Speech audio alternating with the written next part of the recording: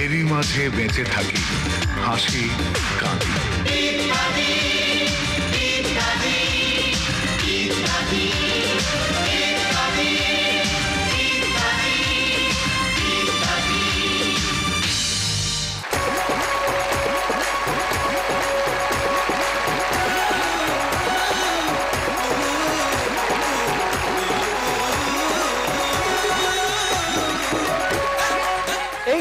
এবং এই মিলনায়তনের বাইরে এই মুহূর্তে টিভি সেটের সামনে যে যেখানে যে অবস্থায় এই অনুষ্ঠান দেখছেন সবাইকে জানাচ্ছি সাদর সম্ভাষণ।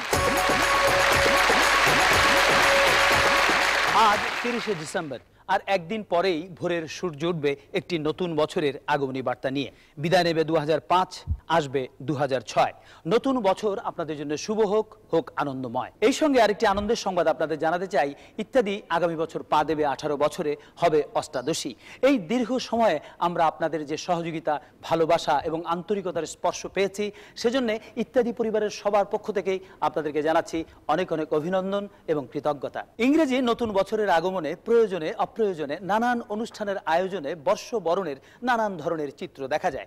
এবারে তেমনই কিছু অবাক করা সবাক চিত্রে দেখা যাক কজন ব্যক্তির অভিব্যক্তি। হ্যাপি নিউ ইয়ার। হ্যাপি নিউ ইয়ার। কি ব্যাপার জব্বর ভাই, হ্যাপি নিউ ইয়ার জানাইলাম আর আপনি কোনো ভ্রুক্ষেপ নাই? কেমনে ভ্রুক্ষেপ থাকবো? কচি বয়স তো, বিয়ে শাদী করো নাই, টের পাও না। আমার নিউ ইয়ার হ্যাপি না, স্যাড স্যাড নিউ ইয়ার। কি রকম? পুলা রেজাল্ট দিছে, ফেল করছে, বাড়িওয়ালা বাড়ি ভাড়া বাড়াইছে। যাই হোক, বছরের প্রথম দিন, তাই বলে মুখ গোমরা করে থেকে তো লাভ নেই। একটু হাসি খুশি থাকতে হয়, তাইলে বছরে অন্যান্য দিনগুলো আনন্দে কেটে যাবে। দেখেন করিম ভাই তো আপনার বয়সী, তারপরও কত হাসি খুশি। হ্যাঁ তো চিন্তা নাই, শ্বশুর বাড়ি থাকে। শোনো, বছরের পয়লা দিন হাসলে যদি সারা বছর হাসতে পারতাম, তাইলে তো আজ অফিসে আসতাম না, ছুটি নিয়ে সারাদিন হাসতাম। রফিক ভাইয়ের কি একই অবস্থা নাকি? 31st নাইট কেমন করলেন? করিনি। আপনার আবার কি হলো? আপনি তো বেশ রসিক লোক। ভেবেছিলাম যাব, রাত 1টার দিকে রওনা দিয়েছি, হঠাৎ ছোট ছেলেটা এসে বলল, বাবা তুমি কোথায় যাচ্ছ? পার্টিতে। বাবা, বাবা আমিও তোমার সাথে যাব।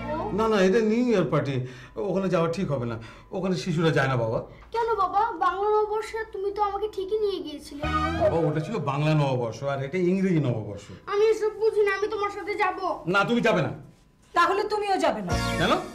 যে পার্টিতে স্ত্রী সন্তানদের নিয়ে যাওয়া যায় না, সেখানে তোমারও যাওয়ার দরকার নেই। স্ত্রীর যুক্তি অকাট্য, তাই গেলাম না। কি বুঝলা? আগে রাসেল ভাইটা শুনি। আমার ব্যাপারটা একটু ডিফারেন্ট। আমি কোনো পার্টি উঠে যাই না, তো সপ্তাহে উইশ করে আর কি। কাল রাত 12টা বাজে হয়েছে কি, আতখা এক ভিক্ষুকায় হাজির। আমা আমা গো, দুইটা ভিক্ষা দিবেন নিগো আমা। এই মিয়া, তোমার কোনো কাণ্ড জ্ঞান নেই? এত রাতে কেউ ভিক্ষা চাইতে আসে? আজ রাত আর সব রাত তো সমান না মা, আজ তো 31st রাত। কি হয়েছে? দেখো না কি বলছে এসব। এই মিয়া, তোমার তো দেখতে শুনতে স্বাস্থ্য তো বালাই, সাইকেল ছুড়ে তো বালা, কাম করে খাইতে পারো না, ভিক্ষা করে খান। দেখেন স্যার, আমি আপনার কাছে অ্যাডভাইস চাইতে আসি নাই, ভিক্ষা চাইতে আসছি। বাবা, ইংরেজি জানে দেখতেছি। ইংরেজি নতুন বছর, তাই দুই একটা ইংরেজি শিখছি। ভেরি ইন্টারেস্টিং তো। ইন্টারেস্টিং হলো সত্য, দুই একটা ইংরেজি জানে না, কত লোকে শিক্ষিতের খাতায় নাম লেখায় ফেলাইছে, ও তো সেই দাবি করে না। সুতরাং খাতায় বা পাতায় নয়, মাথায়ও কিছু থাকতে হয়, নইলে তা অন্যের মাথা ব্যথার কারণ হতে পারে। তাই মাথা মোটা মানুষকে নিয়ে মাথা না ঘামিয়ে চলুন আমরা একটা গান শুনি। আর এই গানটি লিখেছেন লিটন অধিকারী রিন্টু, সুর করেছেন আলী আকবর রূপু, আর গাইছেন জনপ্রিয় কণ্ঠশিল্পী সামিনা চৌধুরী।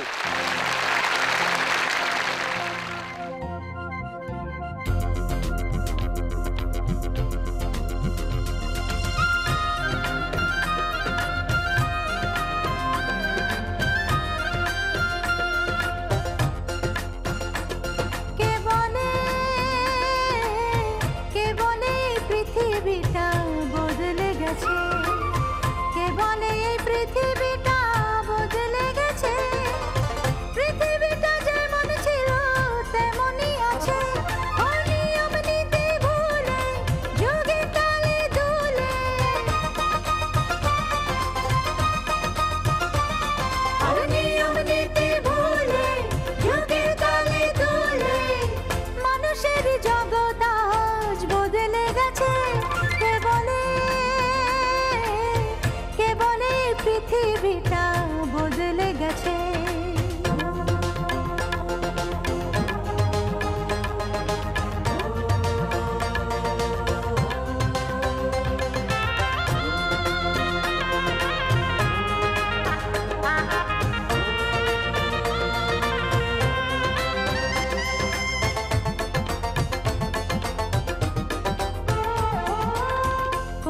গেছে দিনে দিনে মানুষের দাম, কমে গেছে মানুষেরই আগের সুনাম, কমে গেছে স্বজনের খোঁজে টানা, বিপদে মানুষেরই পাশেতে যাওয়া, অনাদার কদর চলে বাঁকা পথে চলে, মানুষেরই জগৎ আজ বদলে গেছে। কে বলে পৃথিবীটা বদলে গেছে।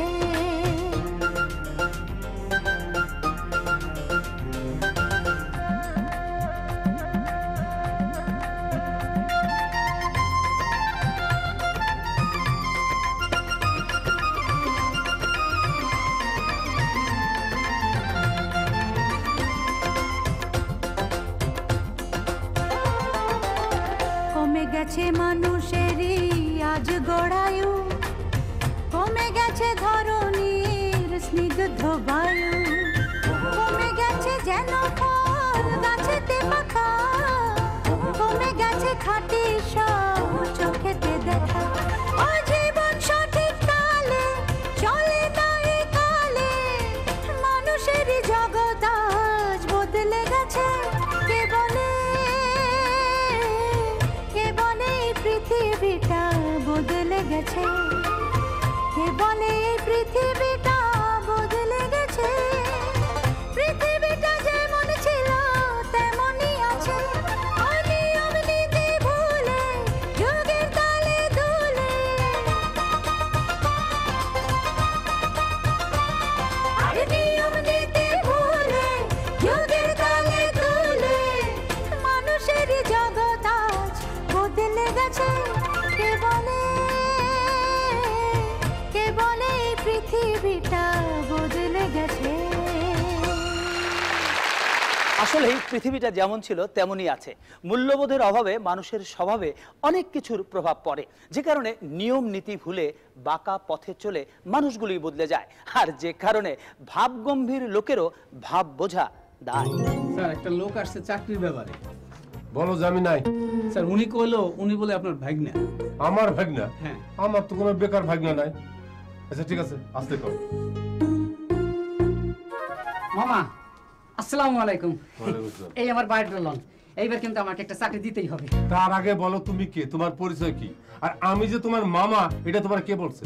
আমার পরিচয় তো আমি আগেই দিলাম, আমি একটা বেকার যুবক। কিন্তু আমি তোমার মামা হইলাম কেমনে? আমার মা বলছে আপনি আমার মামা। তোমার মারে কে কইছে যে আমি তোমার মামা? মামা শেষ পর্যন্ত আপনিও আমার ইন্টারভিউ নিতেছেন। আরে মর্যাদা, তুমি কইতেছো তুমি আমার ভাগনা, অথচ আমি তোমারে চিনি না।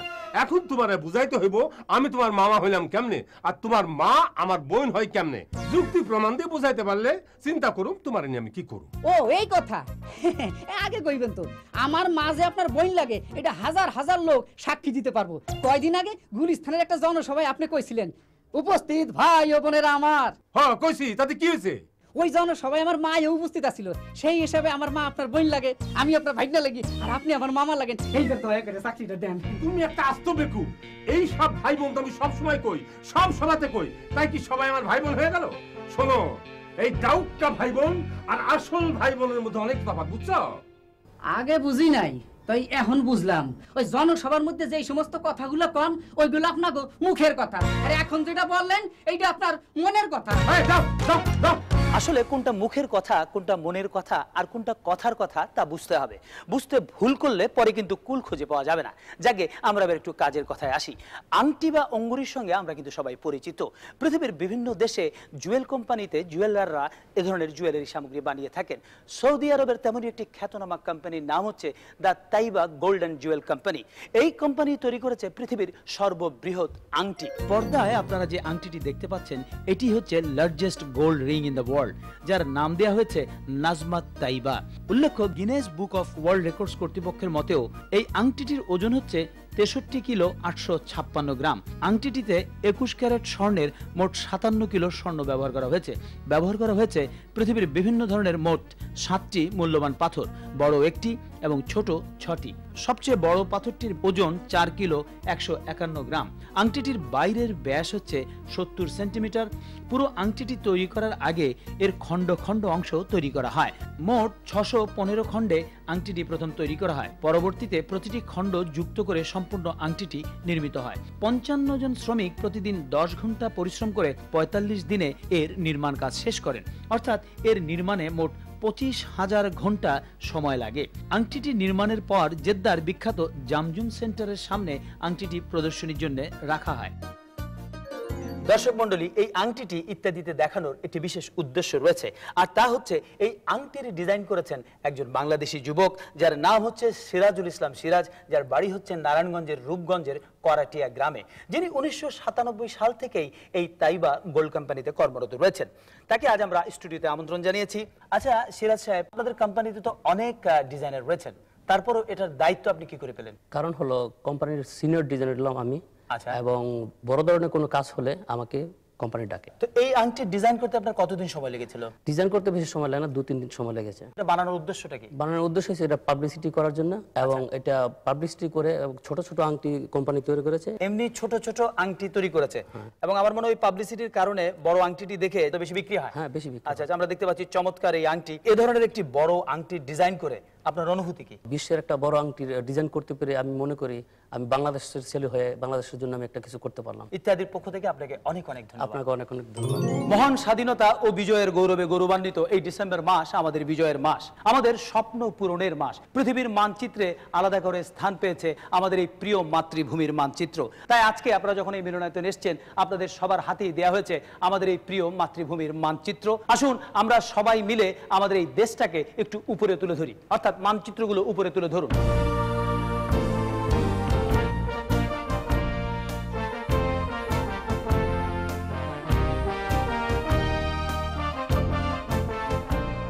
এই নানান বর্ণের মানচিত্রের মধ্যে মাত্র 6টি মানচিত্রে রয়েছে এক পিঠে সবুজ, আর এক পিঠে রয়েছে লাল রং। এই লাল সবুজ রঙের মানচিত্র যারা পেয়েছেন, অর্থাৎ আমাদের জাতীয় পতাকা রঙের মানচিত্র যারা পেয়েছেন, তারা অনুগ্রহ করে দাঁড়িয়ে যান, বাকিরা মানচিত্র নামিয়ে ফেলুন।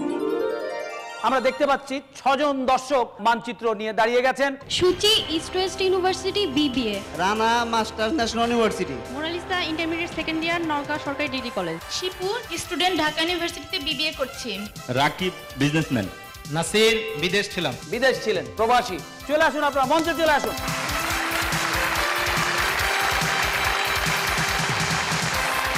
আমরা আমাদের নির্বাচিত 6 জন দর্শক পেয়ে গেছি। আমরা দেখতে পাচ্ছি এখানে 3 জন নারী এবং 3 জন পুরুষ রয়েছে। আমরা ছোটবেলায় পড়াশোনার সময় এ ধরনের ম্যাপ অনেক দেখেছি এবং অনেক এঁকেছি। আশা করি আপনারা সবাই এই ম্যাপ এঁকেছেন। আজকেও আপনাদের এই ম্যাপ এখানে আঁকতে হবে। আঁকতে গিয়ে লক্ষ্য রাখতে হবে সময় কিন্তু মাত্র 1 মিনিট। এই 1 মিনিট সময়ের মধ্যে যিনি যত ভালো আঁকতে পারবেন তিনি পরবর্তী পর্বে থাকতে পারবেন। তাহলে আমরা শুরু করছি। শুরু করুন আপনারা।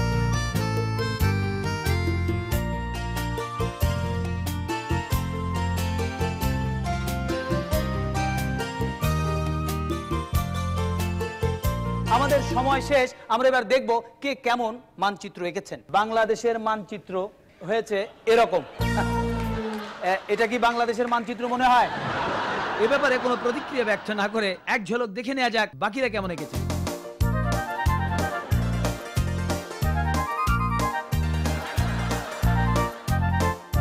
এটা কোন দেশের মানচিত্র আমি ঠিক বুঝতে পারছি না। আমরা দেখতে পাচ্ছি এই 6 জন প্রতিযোগী যার যার আঁকা মানচিত্র নিয়ে এখানে দাঁড়িয়েছেন। আঁকার ব্যাপারে এরা অবিচল থাকলেও আঁকাটা অবিকল হয়নি। অনেকের আঁকাই বেশ আঁকা বাঁকা হয়ে গেছে, বোঝা যাচ্ছে আঁকার ব্যাপারে তারা তেমন পাকা নন। তবুও আমরা দেখছি এই 6 জনের মধ্যে 3 জন নারী ভালো করেছেন, 3 জন পুরুষ ভালো করতে পারেননি। সুতরাং আপনাদের 3 জনকেই সসম্মানে দর্শকের সারিতে চলে যেতে হবে। আজকে এই পর্বে বিজয়ী হয়েছেন এই 3 নারী, তাদের জন্য করতালি।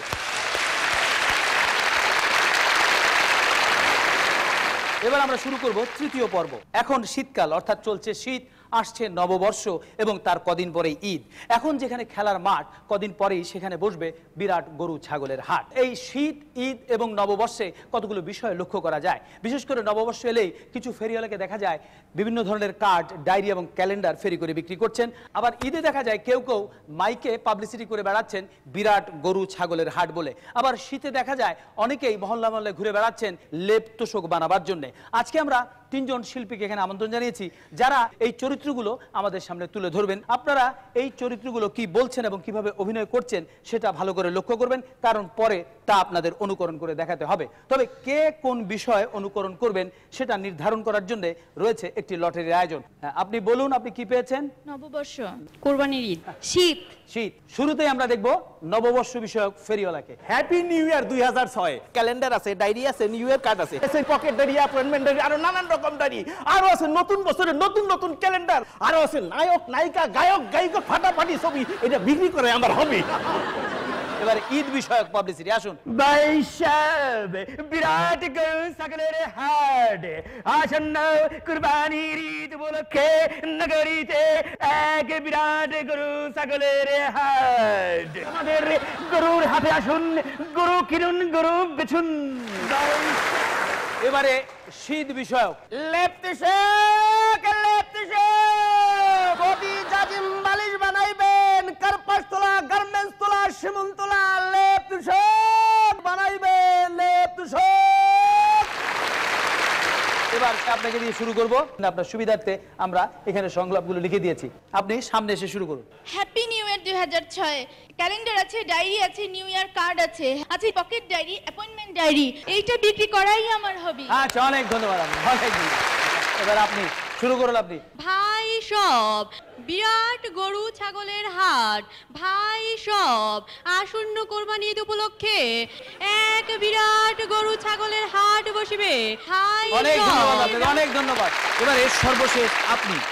লাপ্তশক লাপ্তশক, বডি জাজিম বালিশ বানাই লাপ্তশক, শিমুল তুলা, কার্পাস তুলা, গার্মেন্টস তুলা পাইবেন লাপ্তশক লাপ্তশক।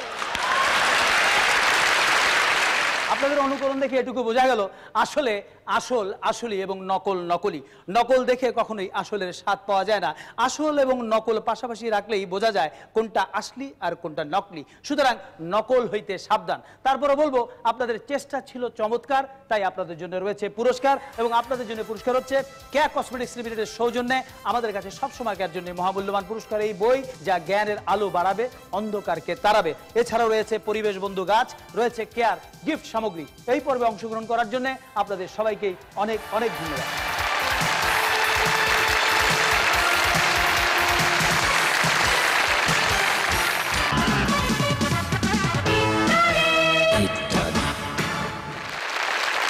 আর কদিন পরেই নগরীর রাস্তায় রাস্তায় গাড়ি ঘোড়ার পাশাপাশি হাঁটবে গরু, ভরবে মাঠ, বসবে হাট। ক্রেতা আকর্ষণের জন্য এসব গরুর হাটেও রয়েছে বাড়তি আকর্ষণ।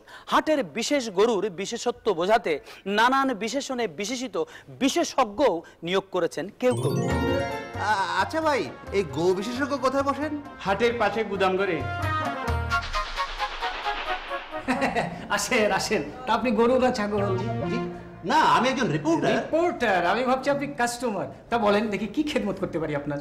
বাইরে দেখলাম সাইনবোর্ডে লেখা রয়েছে আপনি গো মানে গরু বিশেষজ্ঞ। আরে শুধু গরু নয়, ছাগলও আছে। আমি রিপোর্টার হয়েও ঠিক বুঝতে পারছি না গরু সম্পর্কে কি মতামত দেওয়ার আছে। যেমন ধরেন ঈদের বাজার বিদেশি পণ্যের সয়লাভ হয়ে যায়, গরুর হাটও কিন্তু এর ব্যতিক্রম।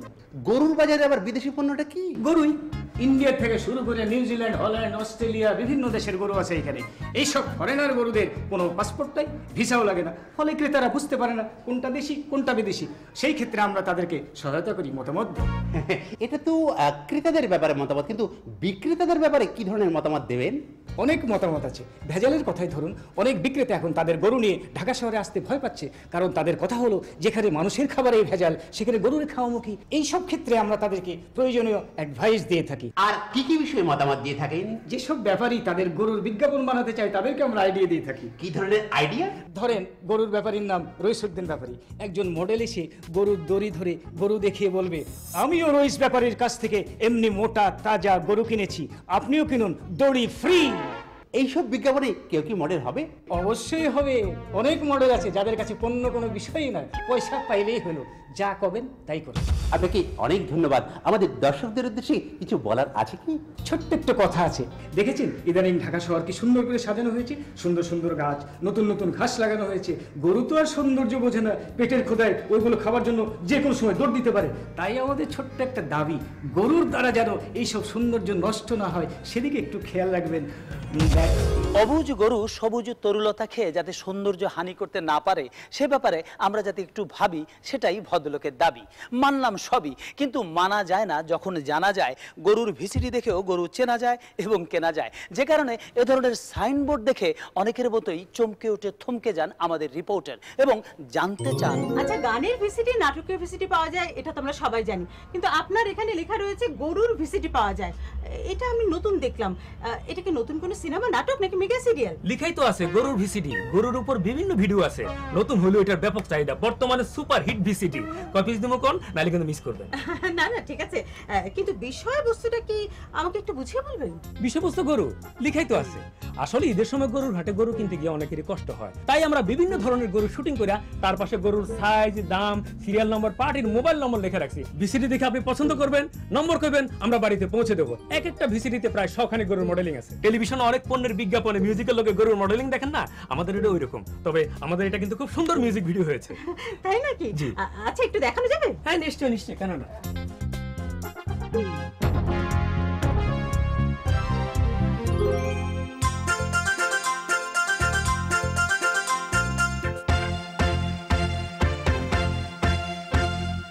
এই দুনিয়ার রাস্তাঘাটে কত গরু দিনে রাতে করছে আনাগোনা। কোন গরু কার ঘরেতে যাবে রে, কোন গরু কার ঘরেতে যাবে রে, কেউ তো জানে না, হায় রে কেউ তো জানে না। কি বুঝলেন? আচ্ছা, এই যে গানের সঙ্গে গরুর ভিডিওগুলো আপনারা তৈরি করলেন, যার গান তিনি কি জানেন? আরে শুনেন, আজকাল বাজারে যত মিউজিক ভিডিও পাওয়া যায় তার অধিকাংশ মিউজিক ভিডিও শিল্পী জানে না যে তার গানের মডেলকে। কোম্পানি তার মর্জি মতো যারে খুশি তারে দিয়ে মডেল বানিয়ে বাজারে ছেড়ে দেয়। শিল্পী শুটিং কবে হয়েছে মডেল জানে না, আবার মডেলের শুটিং কবে হয়েছে শিল্পী জানে না। আমরা ওই ফর্মুলাই করছি। না না, এটা কিন্তু ঠিক হয়নি। আমরা তো একবার করছি, ঈদ শেষ তো আমাকে ভিসিডিও শেষ। যারা সব সময় বেঠিক কাজটা করতেছে তাদের নিয়ে রিপোর্ট করেন। পণ্যের বিজ্ঞাপনের জন্য বিজ্ঞাপন প্রয়োজন, কিন্তু তার ধরন যদি এমন হয় তবে তা চিন্তার কারণ। এসব নিয়ে দুশ্চিন্তা না করে আমরা বরং একটু শীতে আসি। আমাদের দেশে হেমন্তের শেষে শীত আসে তার অপরূপ রূপ নিয়ে। শীতের আমেজে শুরু হয় অনেক উৎসব এবং অনুষ্ঠান। শীতের তেমনই একটি ব্যতিক্রমধর্মী উৎসব হচ্ছে মোরগ লড়াই।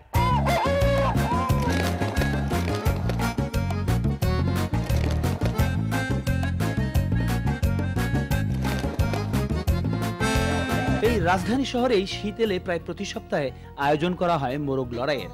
দর্শক সংখ্যা খুব বেশি না হলেও আয়োজকরা শৌখিন বলেই নিজেদের আনন্দের জন্য এই মোরগ লড়াইয়ের অনুষ্ঠান করেন। আর এই মোরগের শৌখিন মালিকদের একটি সংগঠন রয়েছে এই ঢাকাতেই, যার নাম বাংলাদেশ শৌখিন আসিল মোরগ উন্নয়ন সংস্থা। এতে সমাজের বিভিন্ন শ্রেণীর মানুষ জড়িত রয়েছেন। বিশেষ দিন উপলক্ষে আয়োজন করা হয় এই সংস্থার বিভিন্ন সদস্যের বাছাই করা মোরগ দিয়ে মোরগ লড়াই। প্রতিযোগিতায় যারা জয়লাভ করেন সেই মোরগ মালিকদের জন্য থাকে টিভি ফ্রিজ সহ আকর্ষণীয় পুরস্কার। এবার আমরা কথা বলবো ঢাকার শৌখিন আসিল মোরগ উন্নয়ন সংস্থার দুজন সদস্যের সঙ্গে। এখানে রয়েছেন নাসির বিল জামান এবং এখানে রয়েছেন বাবুল গাজী সাহেব। প্রথমেই জানতে চাইবো নাসির সাহেবের কাছে, আপনি তো ব্যবসার সঙ্গে জড়িত। জি। তো আপনি হঠাৎ করে এই মোরগ লড়াইয়ের সঙ্গে জড়িত হলেন কি করে? এটা আমার একটা শখ। মেইন হলো যে মোরগের কাছ থেকে আমাদের অনেক কিছু শেখার আছে। যেমন আমরা স্পোর্টসম্যানশিপের strength, stamina, spirit and energy, এই চারটা জিনিস মোরগের কাছ থেকে শেখা যায়। জি। বাবুল গাজী সাহেব কত বছর ধরে এই মোরগ লড়াইয়ের সঙ্গে জড়িত? 30 বছর হবে। আমরা শুনেছি যে প্রতি সপ্তাহে আপনি এই মোরগ লড়াইয়ের ব্যবস্থা করেন। এটা প্রতি শুক্রবার আমগো টেস্টিং চলে, প্র্যাকটিস চলে। প্র্যাকটিস। আচ্ছা আচ্ছা। আর আমগো খেলা হইলো বারামবাড়া, সরাইল, সিলেট, প্রত্যেক জায়গায় সংগঠন আছে। এই মোরগগুলির দাম কি রকম হয়? আমি শুনেছি অনেক দাম বলে। অনেক দাম হয়। বেসিক্যালি এগুলো প্রাইসলেস, কিন্তু ভালো কিনতে গেলে আপনার 25-30 হাজার টাকার মতো লাগে এক একটা মোরগের দাম। জি। তো এদেরকে আপনারা কি খেতে দেন? সাধারণ খাওয়ালা ধান গম, ওজন কতটুকু আছে ওইটা বুঝে মনে করেন পেস্তা, বাদাম, কোনটা ডিম। আচ্ছা, ডিম খাওয়ান। হ্যাঁ, গরুর মাংস, উন্নত মানের ভিটামিন টেবিলের ইত্যাদিতে আসার জন্য আপনাদের অনেক অনেক ধন্যবাদ। লড়াই বিজয়ী মোরগ তার লড়াই নিয়ে বড়াই করলেও বোঝা যায় না, কারণ মোরগ টক করতে পারে না, শুধু কক কক করে। কিন্তু কেউ যদি টক করতে গিয়ে শুধু বক বক করাই সার হয়, তাহলে তা ওই মোরগের কক ককের মতোই অর্থহীন হবে। ক্ষেত্র বিশেষে মূল অর্থের চাইতে ভুল অর্থের সম্ভাবনাই বেশি। তাই কথা নিয়ে অযথা কথা না বাড়িয়ে আমরা বরং চলুন একটি কথার অনুষ্ঠান দেখি, টক শো কথা নিয়ে কথা।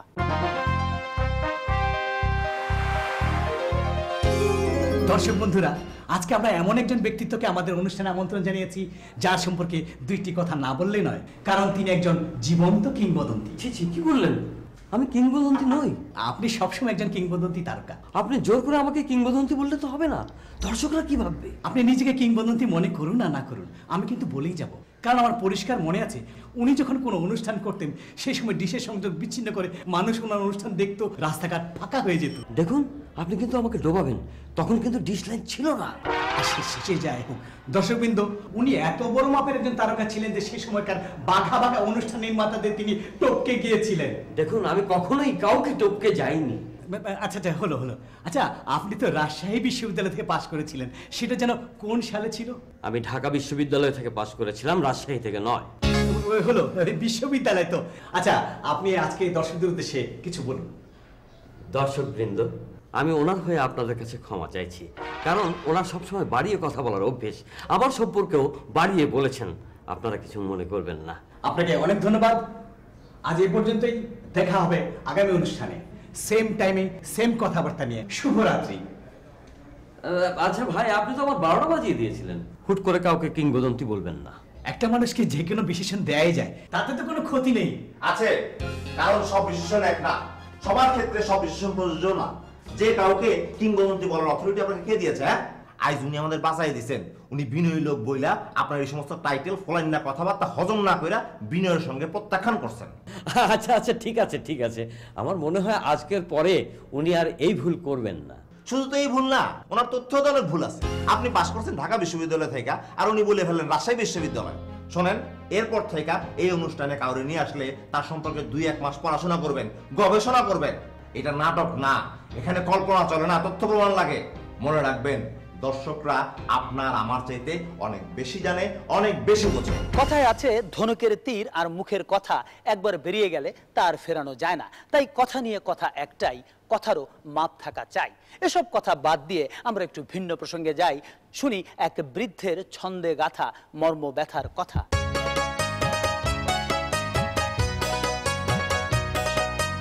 আরে রহমান না, অনেকদিন পর দেখা, আছো কেমন? তোমাকে খুব বিমর্ষ দেখাচ্ছে, কি হয়েছে বলো তো? তোমাকে বলি শোনো, এক জীবনের পরাজয়, দুঃখের দহনে করুণ রোদনে তিলে তিলে তার ক্ষয়, তিলে তিলে তার ক্ষয়।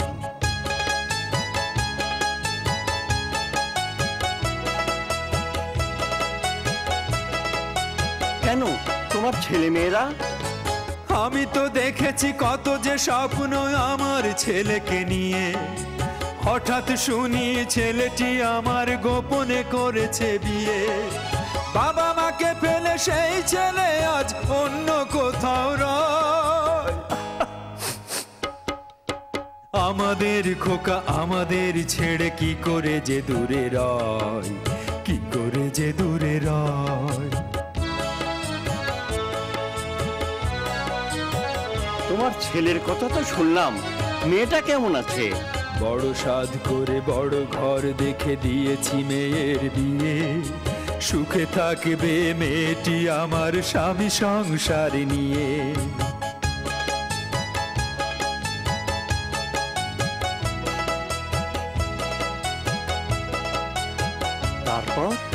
তারপর কি হলো? আমি তো বুঝিনি এত নিষ্ঠুর হবে যে স্বামীটা তার, প্রতিদিন চলে মেয়েটির ওপর কত না অত্যাচার। এসব শুনে বুক ফেটে যাই, তবু মোরা নিরুপায়। বাবা মা হয়েও আমরা দুজন বড়ই অসহায়, বড়ই অসহায়, বড়ই অসহায়, বড়ই অসহায়। সবার জীবনেই তো এমনটি ঘটতে পারে। আমাদের জীবনের দৃশ্যপটে এমন দুঃখজনক ঘটনা অনেকই ঘটে। ঘটমান এসব ঘটনার ঘন ঘটা কারো জীবনেই যাতে অঘটন না ঘটায়, সেটাই আমাদের প্রত্যাশা। কারণ আমরা চাই প্রতিটি সংসারেই সুখ, শান্তি, ভালোবাসা। এবারে জীবন নাটক থেকে একটু পর্দার নাটকে আসা যায়, তবে প্রসঙ্গ আলোচনা নয়। সমালোচনা। আসুন স্যার, আসুন প্লিজ স্যার। স্যার আমি অত্যন্ত কৃতজ্ঞ আমার আমন্ত্রণে স্যার আপনি কষ্ট করে আমার বাড়িতে এসেছেন। না না, এতে কষ্টের কি আছে? তুমি আমার পরিচিত, ডেকেছো, আসবো না কেন? কই তোমার নাটক কোথায়? চালাও। জি স্যার, চালাচ্ছি স্যার। স্যার আপনি একটু ভালো করে দেখবেন স্যার। স্যার আমি অনেক কষ্ট করে যত্ন করে নাটকটা বানিয়েছি স্যার। আপনার একটা মূল্যবান মতামত স্যার আমাকে আরো উৎসাহ দেবে। ঠিক আছে, ঠিক আছে, চালাও, আগে দেখি তো। চালাও। ভাবছি এই ছুটিতে কি করা যায়। আপনার ভাবি বলছিল ফ্ল্যাটে সবাই মিলে পিকনিকে যাওয়ার কথা। আপনি স্যার নাটক দেখতে থাকুন, আমি আপনার জন্য স্যার চা নাস্তার ব্যবস্থা করে নিয়ে আসি। আচ্ছা, সবাই মিলে আমরা ডিসিশন নিয়ে কে কে যাবে সবার একটা লিস্ট করে ফেলি। হ্যাঁ, আরে তাহলে তো খুব ভালো হয়। এই যে শুনছো, স্যার এসেছেন, নাটক দেখছেন। কোন স্যার? আরে কোন স্যার মানে বিখ্যাত একজন সমালোচক, প্রচন্ড লেখাপড়া আছে। তোমাকে বলেছিলাম না, বহু অনুরোধ করে ওনাকে এনেছি। তোমরা দুজনে ভালো করে চেক করো, আর আমরা দুজনে আর সবাইকে জানিয়ে আসছি।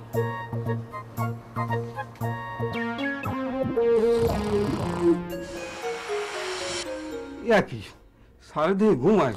হ্যাঁ স্যার, আপনি কি ঘুমাচ্ছেন স্যার? স্যার নাটক তো এখনো শেষ হয়নি স্যার, আর আপনি ঘুমিয়ে গেলেন। না দেখলে বুঝবেন কি করে? দেখতে দেখতে ঘুম এসে গেল। তাহলে স্যার মতামত দেবেন কি করে স্যার? ধরে নাও এই ঘুমটাই আমার মতামত। নাটক দেখে নাট্য সমালোচকের মতামত যথাযথ কিনা জানি না, তবে নাটক নিয়ে ভাগ্নের নতুন মতলবে মামার মতামত নিয়ে দুজনের মাতামাতি যথারীতি এবারও আছে। ওই কি করতাছস? ইজ্জত সম্মান তো কিছুই রাখবি না। আর ইজ্জত সম্মান দেওয়ার কি হইল? সাইনবোর্ডে কি লেখছস? এই বাগান ভাড়া দেওয়া হবে। মানুষের বাড়ি ভাড়া দেয় শুনছি, বাগান ভাড়া দিতে তো শুনি নাই। আরে মানুষের তো একটা তো হাসাহাসি করবো। হনো মামু, তুমি আগে অনেক কিছুই দেখো নাই, অনেক কিছু হনো নাই। এখন অনেক কিছু দেখতেছো, অনেক কিছু শুনতেছো, কেউ আসবো না। লেকচার কম, ভাড়াটা টাকাটা এটা কর। একজন না তো মামু, এক এক সময় এক একজন, এক এক পার্টি। ওই প্যাস দিয়ে কথা কইস না, সোজা করে বুঝা।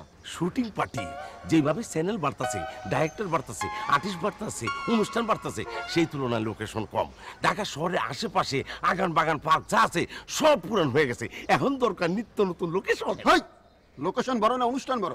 অবশ্যই অনুষ্ঠান বড়, কিন্তু এই চিন্তা কয়জনে করে? চারিদিকে পর্দা বরণের কম্পিটিশন। কত ঈদে দাও নাই? আমার কথা পরে, আগে তোর কথা শুনে লই। আগে বার গত ঈদে শত শত অনুষ্ঠানে ছড়াছড়ি গেছে। কেউ 4 দিন ব্যাপী, কেউ 7 দিন ব্যাপী, কেউ 8 দিন ব্যাপী অনুষ্ঠান মালা প্রচার করছে। সামনের কুরবানি ঈদে একই অবস্থা হইব, খালি অনুষ্ঠানের অনুষ্ঠান, কিন্তু লোকেশন নাই। যেই কারণে অলরেডি আমার বাগান 2 দিন বুকিং হয়ে গেছে। কিসের বুকিং? আর মিউজিক ভিডিও।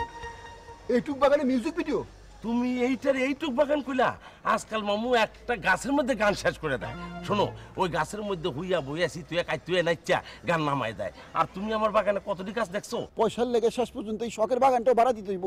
শুধু পয়সা না, একটু মহৎ উদ্দেশ্য আছে। আজকাল অনুষ্ঠানে তো কোনো বৈচিত্র্য পাওয়া যায় না, অন্তত লোকেশনে যাতে একটু বৈচিত্র্য আসে, সেই জন্য এই মহৎ উদ্যোগটা নিচ্ছি। বহুত হইছে, ওন সাইনবোর্ড সরা। মামা বুকিং হয়ে গেছে তো। রাখ তোর বুকিং। পার্টি এলে বাড়ির কোনার ওই মান্দার গাছটা দেখাই দিস। ওখানে শুটিং করতে যায়, মান্দার গাছের কাটার গুতা খেয়ে যখন কষ্ট পাইবো তখন বুঝবো খারাপ অনুষ্ঠান দেখতেও দর্শক এইরকম কষ্ট লাগে। কিন্তু আমার ব্যবসা হইব। যারা না জানি না বুঝছে এইসব অনুষ্ঠান বানায় চালায় দেয়, অগো বুঝানোর লেগে শেখানোর লেগে একটা কোচিং সেন্টার খুল। 5-6 দিন ব্যাপী আজে বাজে অনুষ্ঠান করার চাইতে একদিন ব্যাপী ভালো অনুষ্ঠান করা অনেক ভালো, যদি সেটা মানসম্পন্ন হয়। টাকা পয়সা যা লাগে আমি দেবো, বুঝছস? ওকে। খিলগাঁও ঢাকা থেকে মোহাম্মদ শওকত আলী লিখেছেন, শিক্ষা জাতির মেরুদণ্ড, কিন্তু এই মেরুদণ্ড সোজা রাখার ব্যবস্থা সমাজে সর্বস্তরে একরকম নয় কেন? এদেশের উচ্চবিত্ত পরিবারের ছেলেমেয়েরা যেমন উচ্চমানের বিদ্যালয়ে পড়ার সুযোগ পায়, বিত্তহীন বা নিম্নবিত্ত পরিবারের ছেলেমেয়েরা হাজার মেধাবী হলেও তেমন স্কুলে পড়ার সুযোগ পায় না। কারণ ভর্তির সময় মোটা অঙ্কের অনুদান এবং মাসিক আকাশ ছোঁয়া বেতন দেয়া তাদের অভিভাবকের পক্ষে সম্ভব নয়। তাই দেশে শতকরা 80% ছেলে মেয়ে আর্থিক কারণে এমন স্কুলে ভর্তি হতে বাধ্য হয় যেখানে যোগ্য শিক্ষক নেই, নিয়মিত ক্লাস হয় না, ক্লাস হলেও শুধু পড়া দেয়া ও পড়া নেওয়া হয়, পড়ানো হয় না। কিন্তু সারা দেশে সকল স্কুলের মান যদি সমান হতো তাহলে কি প্রকৃত ও বেশি সংখ্যক মেধাবী ছাত্রছাত্রীর সন্ধান আমরা পেতাম না? শিক্ষা শুধু জাতির মেরুদণ্ডই নয়, শিক্ষার মধ্যে নিহিত আছে জাতির ভবিষ্যৎও। আপনাদের সঙ্গে একমত হয়ে আমরাও বলবো, জাতির এই ভবিষ্যৎকে শুধুমাত্র উচ্চবিত্ত শ্রেণীর হাতে সীমিত না রেখে দেশের আপামর শিশুদের জন্য উন্মুক্ত করা প্রয়োজন। শিক্ষা বিস্তারের দায়িত্বে যারা নিয়োজিত আছেন, আশা করি জাতীয় স্বার্থেই বিষয়টি বিবেচনা করবেন। করবেন। ছন্দা সবুজ মিতা শিশির রামপুরা থেকে লিখেছেন, দেশের সবার মতো আমি এবং আমাদের পরিবারের সবাই ইত্যাদির দারুণ ভক্ত, কিন্তু দুঃখের বিষয় হচ্ছে আমাদের এই প্রিয় অনুষ্ঠানটি দেখার জন্য আমাদের দীর্ঘদিন অপেক্ষা করতে হয়। আমার জানা মতে ইত্যাদি 17 বছর ধরে চলছে, অথচ ইত্যাদি প্রথম বর্ষ, পঞ্চম বর্ষ, দশম বর্ষ বা যুগ পূর্তি উপলক্ষে কখনোই কোনো অনুষ্ঠান করতে দেখা যায়নি। আমাদের অনুরোধ ইত্যাদির 18 বছর পদার্পণ উপলক্ষে একটি আড়ম্বরপূর্ণ অনুষ্ঠান করবেন। আশা করি আমাদের এই অনুরোধ রাখবেন। আপনাদের মতো অনেকেই এর আগেও ইত্যাদিতে আমাদের এ ধরনের চিঠি লিখেছেন, আবার অনেকেই ইত্যাদির বিভিন্ন অনুষ্ঠানের বিভিন্ন পর্ব পুনঃপ্রচার করারও অনুরোধ জানিয়েছেন। আপনাদের সবাইকেই ধন্যবাদ। ইত্যাদি যে আপনাদের স্মৃতিতে আছে, অন্তরে আছে, এটাই আমাদের পরম পাওয়া। আমরা আড়ম্বর কিংবা বাগাড়ম্বরে বিশ্বাসী নই, আমরা বিশ্বাস করি আন্তরিকতায়। পুনরাবৃত্তি না করে প্রতিটি অনুষ্ঠানে নতুন নতুন বিষয় এনে আপনাদের স্মৃতিতে আমরা অম্লান থাকতে চাই। আপনাদের ভালোবাসায় আমরা ধন্য। ধন্যবাদ আবারও চিঠি লেখার জন্য। আমাদের কাছে চিঠি লেখার ঠিকানা পরিচালক Ittadi, GPO box number 2674, GPO, Dhaka 1000। আর মেইল করতে পারেন ittadi2674@gmail.com এই ঠিকানায়। মোবাইলের মাধ্যমেও আমাদের সঙ্গে যোগাযোগ করতে পারেন। মেসেজ অপশনে গিয়ে আই লিখে একটি স্পেস দিয়ে আপনার বক্তব্য লিখে পাঠাতে পারেন 2580 এই নম্বরে, যে কোনো মোবাইল থেকে। ধন্যবাদ।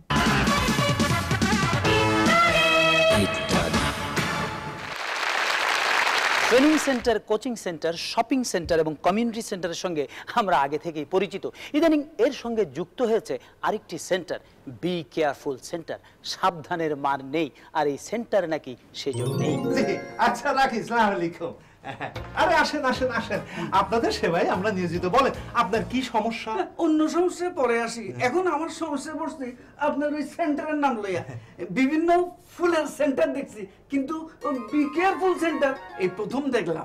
আইডিয়াটা নতুন। আমরা যেইভাবে দিন দিন আগায় চলছি তাতে এরকম নতুন নতুন নাম আরো দেখবেন। ইংরেজিতে নাম বি কেয়ারফুল হইলো, এটার বাংলা অর্থ হচ্ছে সাবধানতা পরামর্শ কেন্দ্র। কিন্তু হঠাৎ করে এরকম পরামর্শ কেন্দ্র খোলার উদ্দেশ্যটা কি? দেখেন, আমাদের সমাজে বিভিন্ন ধরনের অপরাধ দিন দিন বেড়েই চলছে। এই বিভিন্ন উপায়ে করা অপরাধের ধরন অনুযায়ী অপরাধ এবং অপরাধীর নামও কিন্তু হয় ভিন্ন ভিন্ন। যেমন যেমন ধরেন, আপনি রাইতে ঘরে ঘুমায় আছেন, সকালে ঘুম থেকে ওইটা দেখলেন ঘরে কিছু নাই, এটা হলো চুরি। আবার চুরি হইলো দুই রকমের, একটা হলো শীত কাটা আর একটা হলো রড কাটা। আর জানালা দরজা ভাঙ্গা হাত পা বাইন্দা আপনার চোখের সামনে থেকে সবকিছু নিয়ে যায় যে, সে হলো ডাকাই। রাস্তায় অনেকে হঠাৎ ঠেক দিয়ে ঘুরি, মানিব্যাগ, মোবাইল নিয়ে যায়, এটা হলো ছিনতাই। চলন্ত বাসে দাঁড়ায় আছেন অথবা ভিড়ের মধ্যে খাড়াই আছেন, হঠাৎ পকেটে হাত দিয়ে দেখলেন আপনার পকেটে মানিব্যাগ নাই, এটা হলো পকেট মার। এরপরেও আছে সন্ত্রাসী, চাঁদাবাজি, মাস্তানি। কিন্তু আপনার কাজটা কি? আমরা তো আর আইনের লোক না, আমরা জনসাধারণকে এদের ব্যাপারে সচেতন থাকার জন্য, সাবধান থাকার জন্য বিভিন্ন ধরনের উপদেশ পরামর্শ দিয়ে থাকি। আপনি তো অনেক অপরাধের কথাই বলছেন, কিন্তু একটা অপরাধের কথা ছাড়িয়ে গেছেন। সেইটা আবার কোনটা? ঘুষখোর। তার মানে সন্ত্রাসীরা সন্ত্রাস করে অস্ত্র ঠেকাইয়া, আর ঘুষখোর ঘুষ খায় ফাইল ঠেকাইয়া। এক হাত থেকে কি করে বাঁচা যায় সেই উপায় বের করছেন? এটা তো আগে চিন্তা করি নাই। এখন চিন্তা করেন, এগো সংখ্যা কিন্তু মেলা, গণ্যাও শেষ করতে পারবেন না। ঘুষের চাপ কমাতে শুধু হুঁশিয়ারি নয়, হুঁশ দরকার। কথা আছে, স্বাস্থ্য নয় ব্যাধি সংক্রামক। আমরা চাই ব্যাধিমুক্ত সমাজ। সবাই মিলে এগিয়ে এলেই সমাজ থেকে এই ব্যাধি দূর করা সম্ভব, এবং সেটা আমরা সবাই বুঝি, কারণ আমরা অবুঝ নয়। অবুঝ হয় শিশুরা, সেজন্যই তাদের জন্য প্রয়োজন বাড়তি সচেতনতা, বাড়তি সতর্কতা। শিশু খাদ্যের কথাই ধরা যাক। ভেজাল খাদ্য যেমন শিশুদের জন্য ক্ষতিকারক, তেমনি শিশুদের রয়েছে কিছু অপখাদ্যাভ্যাস কিংবা ফিডিং ডিসঅর্ডার। চিকিৎসকদের মতে শিশুদের এই ফিডিং ডিসঅর্ডার বা অপখাদ্যাভ্যাস প্রধানত 3 প্রকার। একটি হচ্ছে অ্যানোরেক্সিয়া নার্ভোসা, যার ফলে শিশুরা খেতে চায় না এবং না খেয়ে খেয়ে শুকিয়ে যায়। আবার কিছু কিছু শিশু বেশি বেশি খায় এবং খাবার পর অসুস্থ হয়ে পড়ে, একে বলা হয় বুলিমিয়া। আরেকটি রোগ হচ্ছে পিকা, এর ফলে শিশুরা পুষ্টিহীন বস্তু বেশি খায়, যেমন মাটি, চক, দেয়ালের প্লাস্টার ইত্যাদি। এ ধরনের খাদ্যাভ্যাসের কারণে কিছু কিছু শিশুর আরেকটি রোগ হয়, যাকে বলা হয় বেজোয়ার।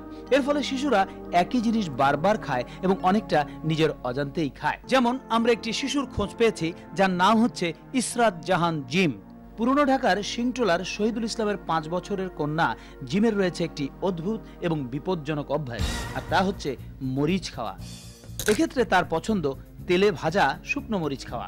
বিষয়টি আশ্চর্যজনক হলেও ক্ষতিকর। তেলে ভেজে এক প্লেট মরিচ তার সামনে রাখলে নিমিষেই শেষ করে ফেলে জিম, অথচ তার মধ্যে কোনো রকম প্রতিক্রিয়া লক্ষ্য করা যায় না।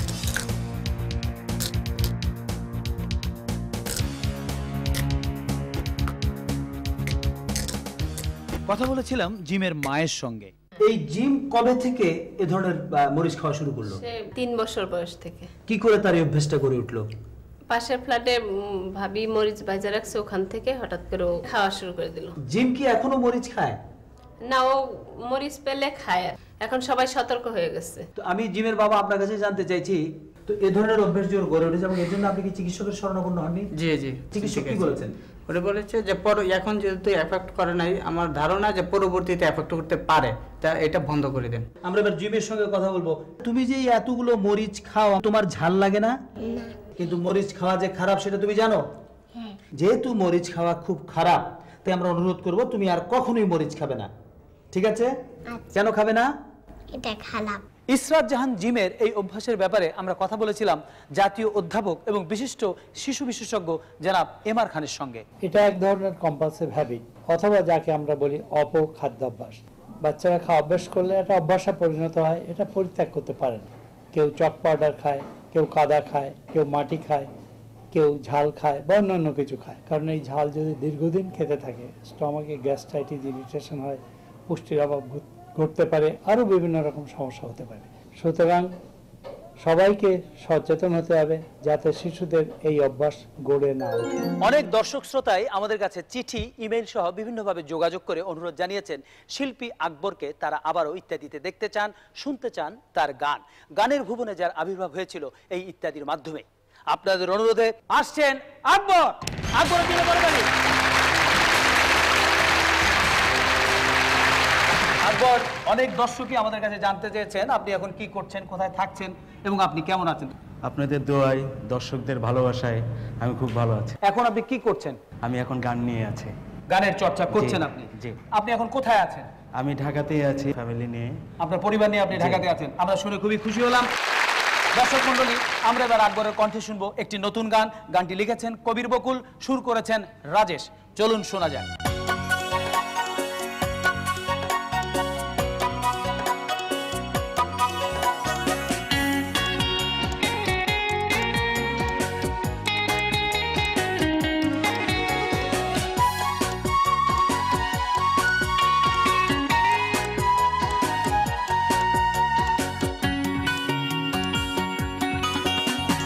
ইচ্ছে করে তোমায় বলি নীল জোছনা হও, চাঁদনি রাতে আমার সাথে প্রেমের কথা কও। তুমি দূরে থাকলে আমার ভালো লাগে না, পৃথিবীতে কোনো কিছু তোমার আগে না। ইচ্ছে করে তোমায় বলি নীল জোছনা হও।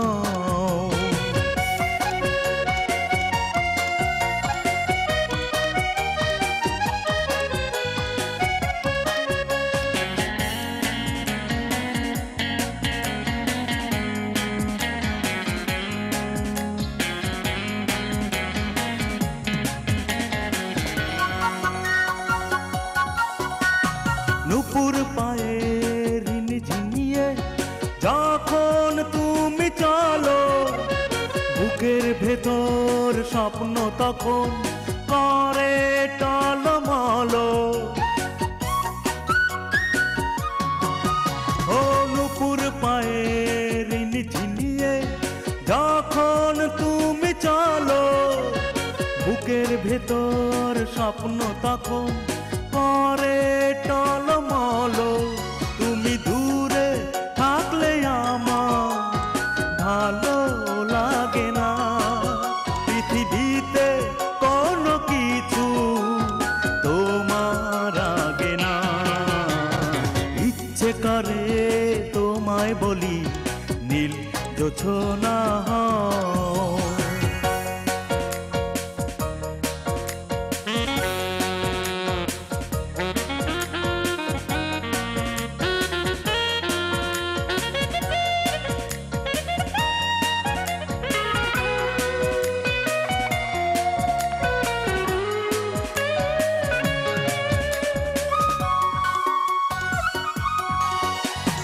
এমন কোন জাদুর কাঠি জানি না কি আছে, যার ছোঁয়াতে যখন তখন পাবো তোমায় কাছে।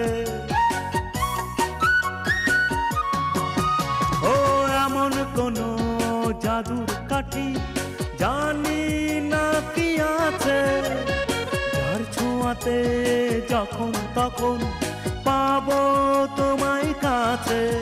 তুমি দূরে থাকলে আমার ভালো লাগে না, পৃথিবীতে কোনো কিছু তোমার আগে না।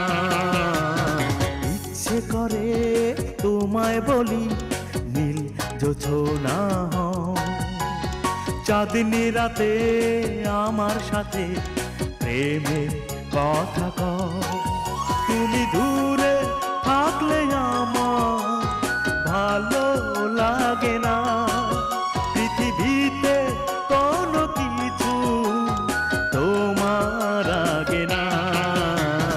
ইচ্ছে করে তোমায় বলি নীল জোছনা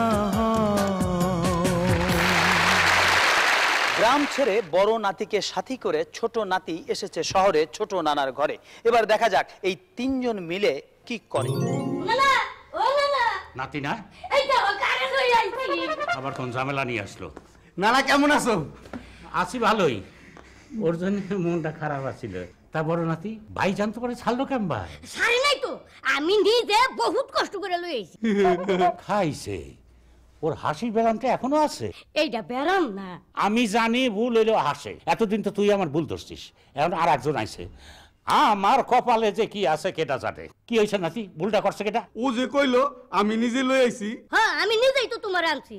আমি কইলে আর নিজে কইতে হয় না, আমি মানি তো নিজে। ঠিক মতো আছে, আমার সাথে তো চ্যাটাং চ্যাটাং করে কথা কইস, এখন বুঝবি মজা। তা নাতি আজ কি দিয়ে ভাত খাইছো? হাত দিয়া। আমি হাতের কথা জিজ্ঞেস করিনি, আমি জিজ্ঞেস করছি কোন তরকারি দিয়ে ভাত খাইছো। তরকারি কথা তো জিগাও নাই, মাইসে তো চামচ দিয়েও খায়, লাউ আর চিংড়ি মাছ দিয়ে খাইছি। না না আমার কিন্তু ভালোই লাগতেছে, এতদিন তো খালি আমারই গাল পারছো। আমারও ভালো লাগতেছে, এতদিন তো তুই আমার পিছনে লাগিয়েছিলি, এখন তোরও রেহাই নাই। আমার কাছে তো 7 খুন মাপ ছিল।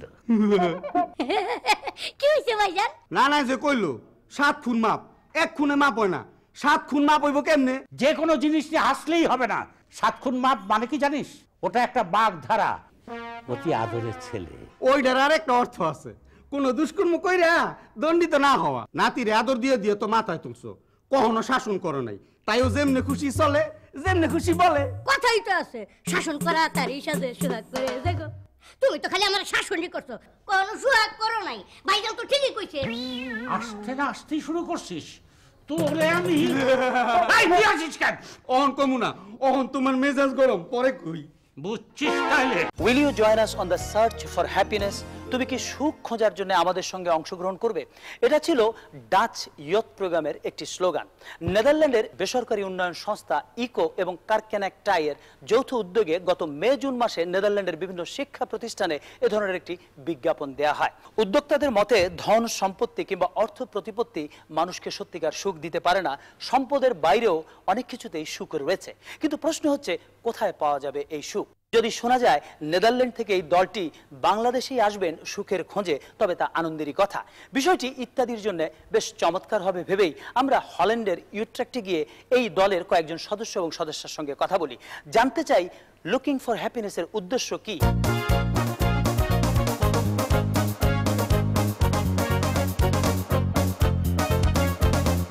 আমি এদের দলনেতা মিস্টার হ্যাং বসের কাছে জানতে চাইলাম এই সুখ খোঁজার পেছনে রহস্যটা কি।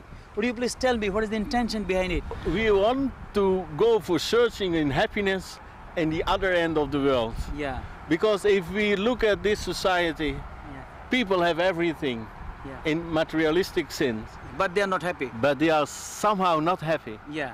So we, with the young people, would like to see your people in Bangladesh. Would you please tell me why you are interested in this project?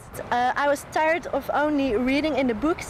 Yeah. I wanted to see in practice how people give values to their lives. Thank you very much. What about you? I want to experience that, how people live there. I want to tell people about my experience. I want to make them aware of people living at the other side of the world. Thank you very much. Hope it will be a very good journey to Bangladesh. এই প্রতিনিধি দলের সঙ্গে কথা বলে আমরা জানতে পারি 13 সদস্যের একটি দল বাংলাদেশে আসবে সুখের সন্ধানে এবং এ কারণেই এই প্রতিনিধি দল গত 17 জুলাই থেকে 5 আগস্ট পর্যন্ত দেশের উত্তরাঞ্চলের বিভিন্ন জেলা এবং চরাঞ্চল সফর করেন। এসব স্থানে তারা সমাজের বিভিন্ন পেশার একাধিক পরিবারের সঙ্গে সময় অতিবাহিত করেন এবং আমাদের সমাজ ব্যবস্থা ও সংস্কৃতি সম্পর্কে জানতে চেষ্টা করেন। উত্তরাঞ্চলে কর্মরত রংপুর দিনাজপুর পল্লী সংস্থা এই দলটিকে তাদের অভিজ্ঞতা বিনিময়ের কাজে সহায়তা করে। ভ্রমণ শেষে এই প্রতিনিধি দলের কাছে আমরা জানতে চেয়েছিলাম বাংলাদেশে তারা সুখের সন্ধান পেয়েছেন কিনা। তারা জানায় তারা সুখের হাসি দেখেছেন বিভিন্ন বয়সী নারী পুরুষের মধ্যে। দর্শক মণ্ডলী, আমার পেছনে যাদের দেখতে পাচ্ছেন এরা সবাই সুদূর হল্যান্ড থেকে বাংলাদেশে এসেছেন সুখের খোঁজে। এদের কয়েকজনের সঙ্গে আমরা কথা বলেছিলাম হল্যান্ডে। আজ আমরা বাংলাদেশে এদের মুখোমুখি হয়েছি। তারা সুখ খুঁজতে গিয়ে বাংলাদেশের গ্রামাঞ্চলে কি পেয়েছিলেন, কি দেখেছিলেন, কি বা তাদের অভিজ্ঞতা হয়েছে, চলুন শোনা যাক তাদের মুখেই। When I see the people in Bangladesh with this golden pipe, the patras, it attracts me very much. In the rural area, the women work very hard, smashing rice. I like it very much.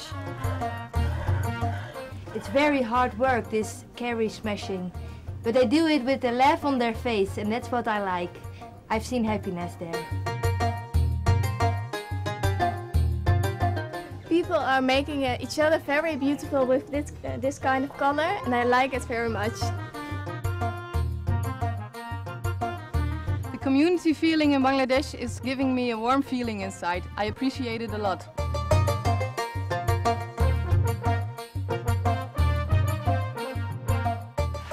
I think it's very good that people can play without toys here, and it also makes children happy.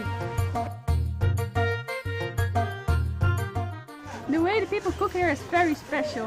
They always do it with a smiling face. In Bangladesh, I find it that the people are everywhere very cordial and very hospitable. Manushra Kupalo. শুধু এই বিদেশিরাই নয়, এমন অনেকেই আছেন যারা এদেশের সাধারণ মানুষের আতিথেয়তায়, আন্তরিকতায় এবং ভালোবাসায় সিক্ত হয়ে ভালোবেসে ফেলেন এদেশের মানুষকে, ভালোবেসে ফেলেন আমাদের এই সবুজ সোনার দেশকে।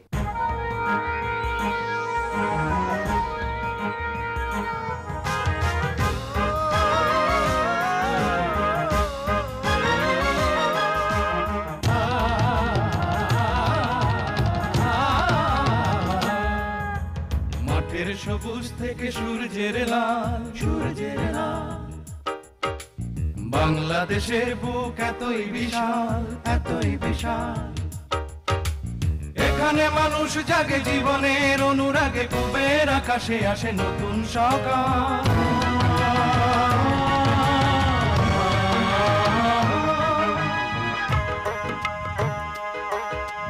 মাঠের সবুজ থেকে সূর্যের লাল, সূর্যের লাল, বাংলাদেশের বুক এতই বিশাল, এতই বিশাল।